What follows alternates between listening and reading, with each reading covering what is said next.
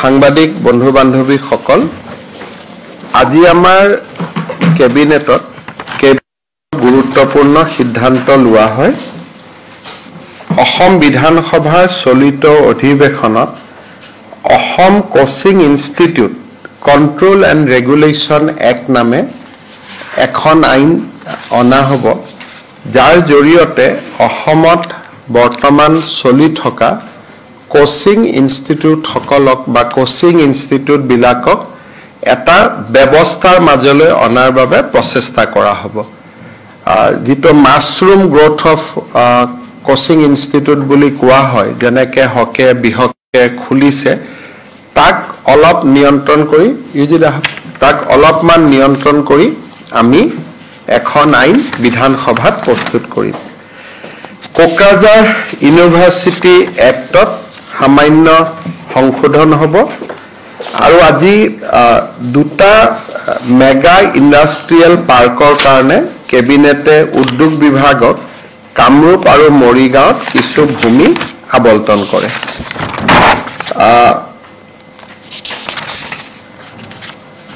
আমাৰ যিখন ভেটেনাৰী আৰু ফিচাৰী ইউনিভাৰ্চিটি আইন আমি সদনত যোৱাবাৰ পাছ কৰিছিলোঁ, তাতে কিছু ব্যৱহাৰিক অসুবিধা থাকি গৈছিলে। স্থাবৰ আৰু অস্থাবৰ সম্পত্তি এগ্ৰিকালচাৰ ইউনিভাৰ্চিটি আৰু নতুন ইউনিভাৰ্চিটিখনৰ মাজত বিতৰণৰ সম্পৰ্কত। সেইকাৰণে এই সকলো যাতে কোনো বিবাদ নহয়, তাক সামৰণি মাৰি আমি এই আইনখনৰ এটা এমেণ্ডমেণ্ট আনিছোঁ, যাতে আমাৰ দুইখন বিশ্ববিদ্যালয়ৰ মাজত কোনো বিতৰ্ক নাথাকে। মই বহুদিন আগৰ পৰা আপোনালোকক এটা কথা কৈ আছিলোঁ যে দ্বিতীয় অফিচসমূহৰ পৰা আমি গাড়ীৰ লাইচেন্সৰ পাৱাৰটো আঁতৰাই লৈ গৈ আমি এটা নতুন ব্যৱস্থা কৰিব খুজিছোঁ, য'ত নেকি এটা এক্ৰেডিটেড ড্ৰাইভাৰ ট্ৰেইনিং চেণ্টাৰ আৰু অট'মেটেড ড্ৰাইভিং টেষ্টিং ট্ৰেক, অৰ্থাৎ এটা ডাঙৰ টেষ্টিং ট্ৰেক থাকিব, তাতে মেচিন বা বিভিন্ন ব্যৱস্থা থাকিব, লাইচেন্স যাক লাগিব তেওঁলোক তাতে পৰীক্ষা দিব আৰু তেওঁলোকক এই ইনষ্টিটিউটখনে লাইচেন্স দি দিব, তাত আৰু দ্বিতীয় চহীৰ কোনো প্ৰয়োজন নহ'ব। আজি কেবিনেটে এই ব্যৱস্থাটোত মঞ্জুৰি দিছে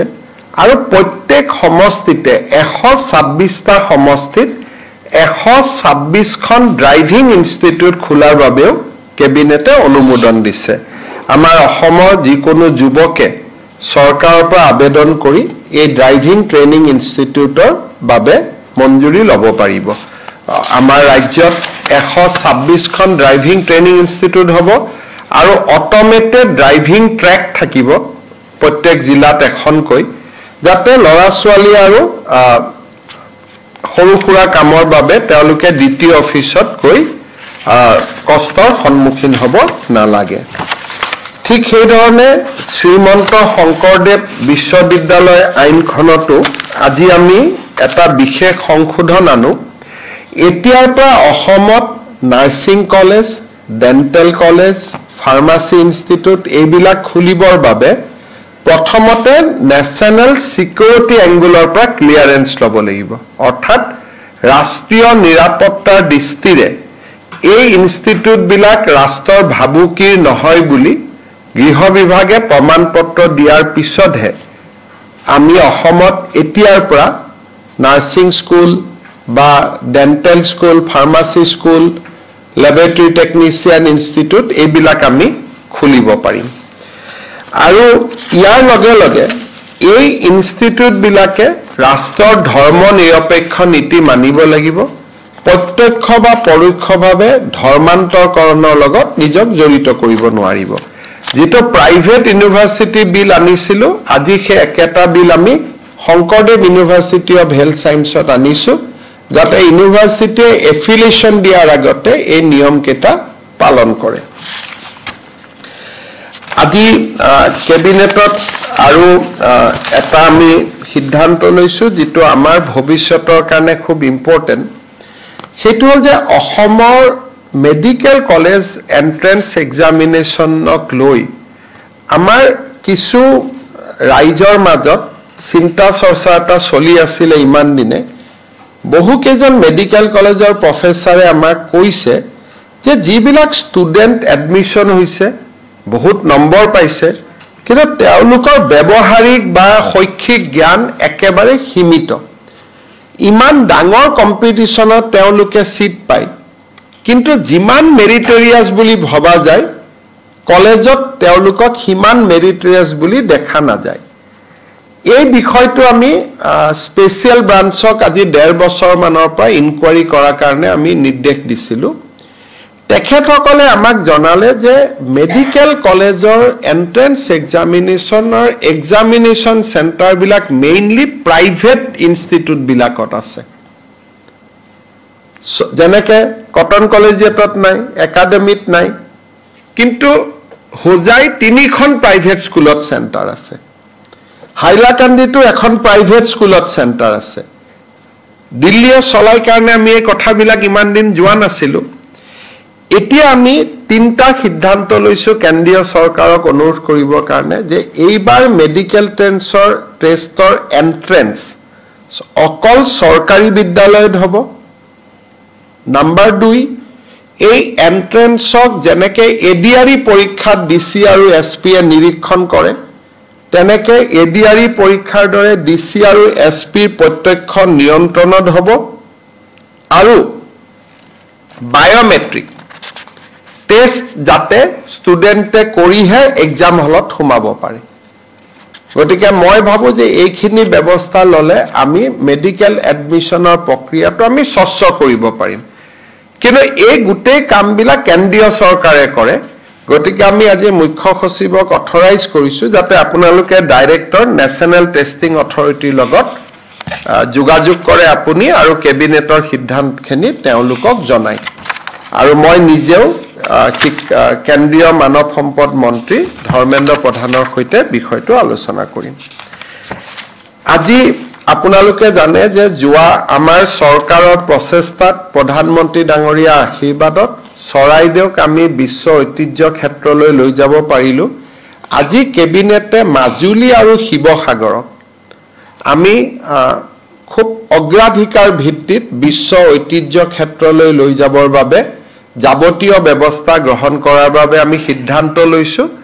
এতিয়াৰ পৰা অসমৰ নমিনেশ্যন হিচাপে আমি 2টা কেটেগৰীত 2টা নমিনেশ্যন দিম এটা কেটেগৰীত মাজুলী যাব এটা কেটেগৰীত শিৱসাগৰ যাব মই ভাবো যে আমি চৰকাৰে খুব ভালকৈ প্ৰচেষ্টা কৰিলে এই 2টা অঞ্চলকে আমি বিশ্ব ঐতিহ্য ক্ষেত্ৰত সমাহিত কৰিব পাৰিম মই ইয়াৰ ক্ষেত্ৰত যিমান টেকনিক্যাল টিম লাগিব বা যাৱতীয় খৰচ লাগিব যাৱতীয় অধ্যয়ন লাগিব এই গোটেইখিনি দায়িত্ব ৰাজ্য চৰকাৰে ল'ব যাতে মাজুলী আৰু শিৱসাগৰক 2টা বেলেগ বেলেগ কেটেগৰীত আমি বিশ্ব ঐতিহ্য ক্ষেত্ৰলৈকে লৈ যাব পাৰো এই কেবিনেটে আজি এই সিদ্ধান্তখিনি গ্ৰহণ কৰে আজি আমাৰ কেবিনেটে এই বছৰৰ অসম বৈভৱ অসম গৌৰৱ অসম সৌৰভ আৰু অসম গৌৰৱ বঁটা প্ৰাপ্ত সকলৰো নাম চূড়ান্ত কৰে অহা 30 মাৰ্চত অসম বৈভৱ অসম সৌৰভ আৰু অসম গৌৰৱ বঁটা আনুষ্ঠানিকভাৱে প্ৰদান কৰা হ'ব এই বছৰ অসম বৈভৱ বঁটাৰ বাবে অৱসৰপ্ৰাপ্ত লেফটেনেণ্ট জেনেৰেল ৰাণা প্ৰতাপ কলিতাক ৰাজ্য চৰকাৰে মনোনীত কৰিছে অসমৰ ব্যক্তিয়ে সেনা বাহিনীত ইমান গুৰুত্বপূৰ্ণ পদ দক্ষতা সহকাৰে নিৰ্বাহন কৰাৰ উদাহৰণ আমাৰ ৰাজ্যত আগত নাছিলে হে লেফটেনেণ্ট জেনেৰেল ৰাণা প্ৰতাপ কলিতালৈ আমি এইবাৰ অসমৰ সৰ্বোচ্চ অসামৰিক সন্মান অসম বৈভৱ বঁটা আগবঢ়াবলৈ সিদ্ধান্ত গ্ৰহণ কৰিছো অসম সৌৰভ বঁটাৰ বাবে আমি যিখিনি ব্যক্তিৰ নাম নিৰ্বাচন কৰিছো তেওঁলোকৰ নাম মই ক'ব খুজিছো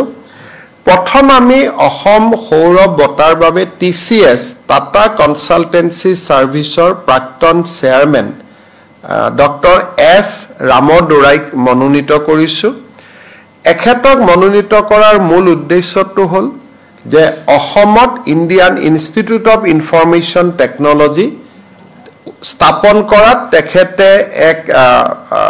অতি গুৰুত্বপূৰ্ণ ভূমিকা পালন কৰিছিল আৰু 6 বছৰ ইণ্ডিয়ান ইনষ্টিটিউট অফ টেকনলজিৰ তেখেত অধ্যক্ষ হিচাপে দায়িত্ব পালন কৰিছিল doctor S Ramadurai He is the founding chairman of TCS, Tata Consultancy Service, আৰু আমাৰ গুৱাহাটীৰ ইণ্ডিয়ান ইনষ্টিটিউট অফ ইনফৰমেশ্যন টেকনলজিৰ তেওঁ অধ্যক্ষৰ দায়িত্ব পালন কৰিছিল 6 বছৰ ধৰি আৰু নীৰৱে কাম কৰিছিল আজি ইমান ডাঙৰ ইনষ্টিটিউট এখন হ'ল তেওঁৰ বহুত কন্ট্ৰিবিউশন আছে আৰু কেতিয়াও সংবাদ মাধ্যমৰ সন্মুখত নহাকৈ তেওঁ নীৰৱে অসমত অহা যোৱা 6 বছৰ ধৰি কৰি আছিল গতিকে তেখেতক আমি এই সন্মান প্ৰদান কৰিছো যোৱা বছৰ অসমৰ পৰা দুগৰাকী বিজ্ঞানীয়ে ভাটনাগৰ বঁটা পাবলৈ সক্ষম হৈছিল ডক্টৰ বাপি পাল আৰু ডক্টৰ পুৰবী শইকীয়া এই দুইগৰাকীয়ে ভাটনাগৰ বঁটা প্ৰাপ্ত এই দুইগৰাকীকে আমি অসম সৌৰভ বঁটাৰ বাবে আমি মনোনীত কৰিছো আমাৰ অসমৰ প্ৰখ্যাত সংগীত শিল্পী দীপেন বৰুৱা ডাঙৰীয়াক কেবিনেটে অসম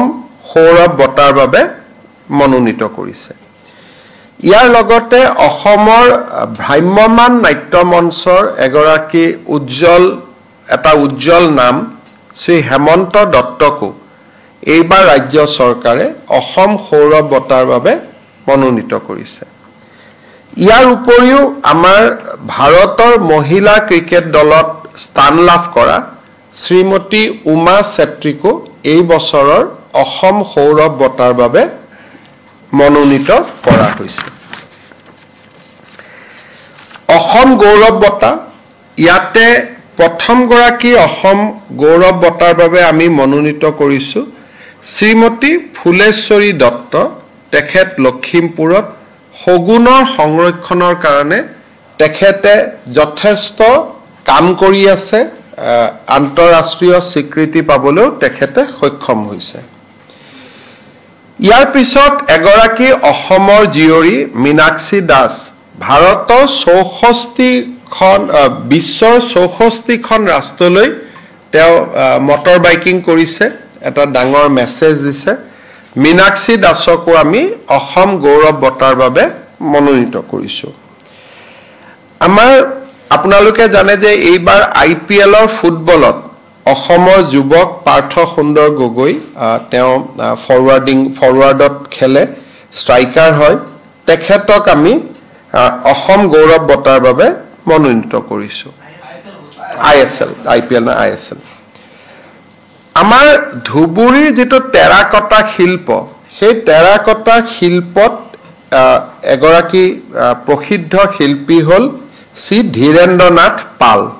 শ্ৰী ধীৰেন্দ্ৰনাথ পাললৈ এইবাৰ আমি অসম গৌৰৱ বঁটা আগবঢ়াইছো হৰ্থেবাৰীৰ যেটো আমাৰ বেলেল মেটেল ইণ্ডাষ্ট্ৰি আছে বা আমাৰ থলুৱা কাঁহ পিতলৰ উদ্যোগ আছে সেই উদ্যোগৰ এগৰাকী বিশিষ্ট শিল্পী বা আমি যাক শিল্পকাৰ বুলি কম হৰিদাস দাস হৰ্থেবাৰী বেল মেটেল ইণ্ডাষ্ট্ৰিৰ লগত জড়িত হৰিদাস দাসলৈকে এবাৰ আমি অসম গৌৰৱ বঁটা আগবঢ়াইছো শ্ৰী বিনং তেৰণ এগৰাকী শিক্ষিত যুৱক কাৰ্বি আলঙৰ মানজাত তেখেতে লৰা ছোৱালীয়ে যাতে বিভিন্ন আইএছ আইপিএছ এপিএছ পাব পাৰে খুব নীৰৱে এটা বিনামূলীয়া কোচিং চেণ্টাৰ চলায় গতিকে শ্ৰী বিনং তেৰঙকো এইবাৰ আমি অসম গৌৰৱ বঁটাৰে সন্মানিত কৰিছো শ্ৰীভূমি জিলাৰ নজৰুল হক তেওঁ একুৱা কালচাৰত খুব ডাঙৰ কাম কৰি আছে বহুত যুৱক যুৱতীক তেখেতে কৰ্মসংস্থাপনৰ বাট দেখুৱাইছে আৰু তেখেত আমাৰ অসম চৰকাৰে এপাৰ্টৰ উদ্যোগত আমি তেখেতক প্ৰথম প্ৰমোট কৰিছিলো আজি এগৰাকী তেখেত সফল ব্যৱসায়ীলৈ ৰূপান্তৰ হৈছে শ্ৰী নজৰুল হক শ্ৰীভূমি জিলাৰ তেখেতকো আমি এইবাৰ অসম গৌৰৱ বঁটাৰে সন্মানিত কৰিছো বিশ্বজিৎ বৰা যোৰহাটৰ যুৱক ৰণুজন তেখেতে কৃষিত ইন্টিগ্ৰেটেড যেটো এগ্ৰিকালচাৰেল ফাৰ্মিং বুলি কয় তাত তেখেত যথেষ্ট সফল হৈছে আমি শ্ৰী বিশ্বজিৎ বৰালৈ এইবাৰ অসম গৌৰৱ তেখেত যোৰহাটৰ তেখেতলৈ আমি অসম গৌৰৱ বঁটা আগবঢ়াইছো অসমত আজি যি দুগ্ধ বিপ্লৱ আৰম্ভ হৈছে সেই দুগ্ধ বিপ্লৱ আমি সকলোৱে জানো বজালিৰ পৰা আৰম্ভ হৈছিল আৰু এই বজালি দুগ্ধ বিপ্লৱত শ্ৰী ভাৰত কলিতাৰ এক অনবদ্য বৰঙণি আছে বজালিত তেওঁক মানুহে অসমৰ কোৰিয়ান বুলিয়ে এক প্ৰকাৰে সম্বোধন কৰে আমি শ্ৰী ভাৰত কলিতাক এইবাৰ আমি এই বঁটা অসম গৌৰৱ বঁটা আগবঢ়াইছো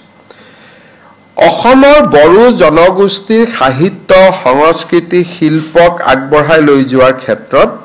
বৰলাংফা নাৰ্জাৰী এটা খুব ডাঙৰ নাম শ্ৰী বৰলাংফা নাৰ্জাৰীলৈ এবাৰ আমি অসম গৌৰৱ বঁটা আগবঢ়াইছো শ্ৰী ৰাম চাচনি অসমৰ চাহ জনগোষ্ঠীৰ লোকনৃত্যৰ ক্ষেত্ৰত তেখেত এগৰাকী অগ্ৰণী এইবাৰ জুমুৰৰো তেখেত এক্সপাৰ্ট কমিটিৰ সদস্য আছিল আৰু এটা অতি সন্মানীয় নাম ৰাম চাচনিকো আমি অসম গৌৰৱ বঁটালৈ আমি মনোনীত কৰিছো আপোনালোকে জানে যে কেইদিনমানৰ পৰা ওলা যেটো টি সেই ধৰণৰ নামেৰে উপমন্য বৰকাকতি ষ্টাৰ্টআপে পুৰা বিশ্বজুৰি নাম পাবলৈ সক্ষম হৈছে আমি অসমৰ এগৰাকী সফল ষ্টাৰ্টআপ উপমন্য বৰকাকতিলৈ অসম গৌৰৱ বঁটা আগবঢ়াইছো অসমৰ এটা ষ্টাৰ্টআপ জেৰান বুলি কয় তেওঁলোকে খুব ধুনীয়া ইটা নিৰ্মাণ কৰে সাস্টেইনেবল ইটা মুম্বাইতো গৈ এগৰাকী যুৱকে অফিস খুলিছে আৰু খুব ভাল ফান্ডিং পাইছে ডেভিড প্ৰতিম গগৈ জেৰণ্ডৰ ষ্টাৰ্টআপ জনে আৰম্ভ কৰিছিলে ডেভিড প্ৰতিম গগৈলৈ এবাৰ আমি অসম গৌৰৱ বঁটা আগবঢ়াইছো এইবাৰ প্ৰথমবাৰৰ বাবে আমি তিনিটা অনুষ্ঠানলৈ অসম গৌৰৱ বঁটা আগবঢ়াইছো এনে আমি ব্যক্তিলৈ আগবঢ়াও এইবাৰ আমি তিনিটা অনুষ্ঠানক আগবঢ়াইছো এটা হৈছে সোৰেন এহেম আমাৰ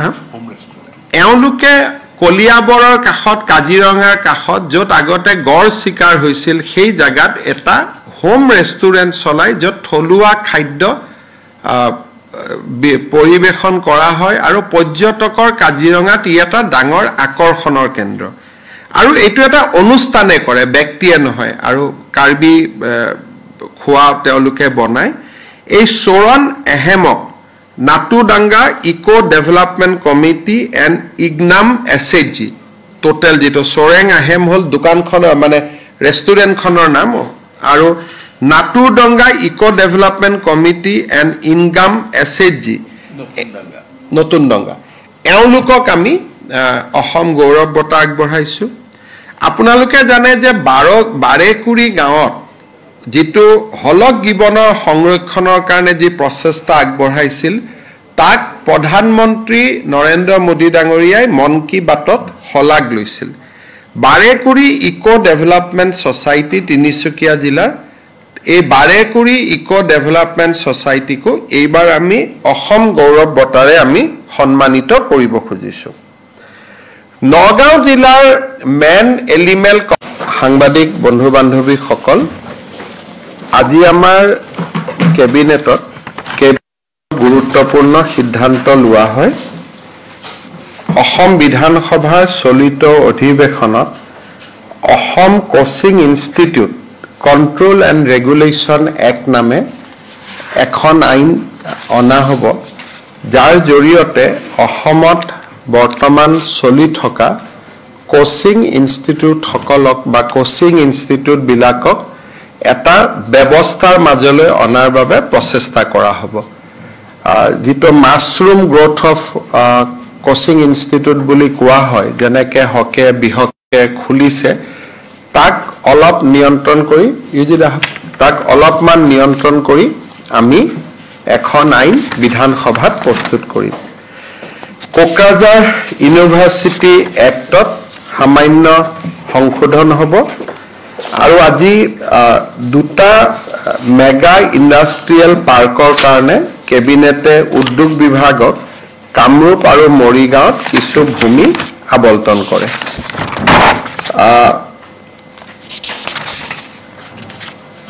আমাৰ যিখন ভেটেনাৰী আৰু ফিচাৰী ইউনিভাৰ্চিটি আইন আমি সদনত যোৱাবাৰ পাছ কৰিছিলোঁ, তাতে কিছু ব্যৱহাৰিক অসুবিধা থাকি গৈছিলে স্থাবৰ আৰু অস্থাবৰ সম্পত্তি এগ্ৰিকালচাৰ ইউনিভাৰ্চিটি আৰু নতুন ইউনিভাৰ্চিটিখনৰ মাজত বিতৰণৰ সম্পৰ্কত। সেইকাৰণে এই সকলো যাতে কোনো বিবাদ নহয় তাক সামৰণি মাৰি আমি এই আইনখনৰ এটা এমেণ্ডমেণ্ট আনিছোঁ, যাতে আমাৰ দুইখন বিশ্ববিদ্যালয়ৰ মাজত কোনো বিতৰ্ক নাথাকে।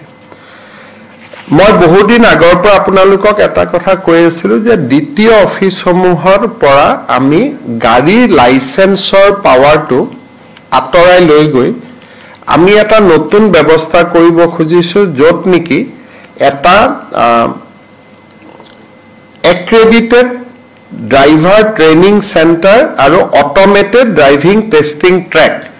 অৰ্থাৎ এটা ডাঙৰ টেষ্টিং ট্ৰেক থাকিব, তাতে মেচিন বা বিভিন্ন ব্যৱস্থা থাকিব, লাইচেন্স যাক লাগিব তেওঁলোক তাতে পৰীক্ষা দিব আৰু তেওঁলোকক এই ইনষ্টিটিউটখনে লাইচেন্স দি দিব, তাত আৰু দ্বিতীয় চহীৰ কোনো প্ৰয়োজন নহ'ব। আজি কেবিনেটে এই ব্যৱস্থাটোত মঞ্জুৰি দিছে আৰু প্ৰত্যেক সমষ্টিতে 126টা সমষ্টিত 126খন ড্ৰাইভিং ইনষ্টিটিউট খোলাৰ বাবেও কেবিনেটে অনুমোদন দিছে। আমাৰ অসমৰ যিকোনো যুৱকে চৰকাৰৰ পৰা আবেদন কৰি এই ড্ৰাইভিং ট্ৰেইনিং ইনষ্টিটিউটৰ বাবে মঞ্জুৰি ল'ব পাৰিব। আমাৰ ৰাজ্যত 126খন ড্ৰাইভিং ট্ৰেইনিং ইনষ্টিটিউট হ'ব আৰু অট'মেটেড ড্ৰাইভিং ট্ৰেক থাকিব প্ৰত্যেক জিলাত এখনকৈ, যাতে ল'ৰা ছোৱালী আৰু সৰু সুৰা কামৰ বাবে তেওঁলোকে দ্বিতীয় অফিচত গৈ কষ্টৰ সন্মুখীন হ'ব নালাগে। ঠিক সেইধৰণে শ্ৰীমন্ত শংকৰদেৱ বিশ্ববিদ্যালয় আইনখনতো আজি আমি এটা বিশেষ সংশোধন আনো। এতিয়াৰ পৰা অসমত nursing college, dental college, pharmacy institute এইবিলাক খুলিবৰ বাবে প্ৰথমতে নেশ্যনেল ছিকিউৰিটি এংগুলৰ পৰা ক্লিয়াৰেন্স ল'ব লাগিব, অৰ্থাৎ ৰাষ্ট্ৰীয় নিৰাপত্তাৰ দৃষ্টিৰে এই ইনষ্টিটিউটবিলাক ৰাষ্ট্ৰৰ ভাবুকিৰ নহয় বুলি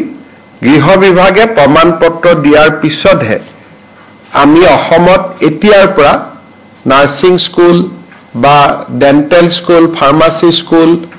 লেবৰেটৰী টেকনিচিয়ান ইনষ্টিটিউট এইবিলাক আমি খুলিব পাৰিম। আৰু ইয়াৰ লগে লগে এই ইনষ্টিটিউটবিলাকে ৰাষ্ট্ৰৰ ধৰ্ম নিৰপেক্ষ নীতি মানিব লাগিব, প্ৰত্যক্ষ বা পৰোক্ষভাৱে ধৰ্মান্তৰকৰণৰ লগত নিজক জড়িত কৰিব নোৱাৰিব। যিটো প্ৰাইভেট ইউনিভাৰ্চিটি বিল আনিছিলোঁ, আজি সেই একেটা বিল আমি শংকৰদেৱ ইউনিভাৰ্চিটি অৱ হেল্থ ছায়েন্সত আনিছোঁ, যাতে ইউনিভাৰ্চিটিয়ে এফিলিয়েশ্যন দিয়াৰ আগতে এই নিয়মকেইটা পালন কৰে। আজি কেবিনেটত আৰু এটা আমি সিদ্ধান্ত লৈছোঁ, যিটো আমাৰ ভৱিষ্যতৰ কাৰণে খুব ইম্পৰ্টেণ্ট। সেইটো হ'ল যে অসমৰ মেডিকেল কলেজ এণ্ট্ৰেন্স এক্সামিনেশ্যনক লৈ আমাৰ কিছু ৰাইজৰ মাজত চিন্তা চৰ্চা এটা চলি আছিলে ইমান দিনে। বহুকেইজন মেডিকেল কলেজৰ প্ৰফেচাৰে আমাক কৈছে যে যিবিলাক ষ্টুডেণ্ট এডমিশ্যন হৈছে, বহুত নম্বৰ পাইছে, কিন্তু তেওঁলোকৰ ব্যৱহাৰিক বা শৈক্ষিক জ্ঞান একেবাৰে সীমিত। ইমান ডাঙৰ কম্পিটিশ্যনত তেওঁলোকে ছিট পায়, কিন্তু যিমান মেৰিটৰিয়াছ বুলি ভবা যায় কলেজত তেওঁলোকক সিমান মেৰিটৰিয়াছ বুলি দেখা নাযায়। এই বিষয়টো আমি স্পেচিয়েল ব্ৰাঞ্চক আজি 1.5 বছৰমানৰ পৰা ইনকুৱাৰী কৰাৰ কাৰণে আমি নিৰ্দেশ দিছিলোঁ।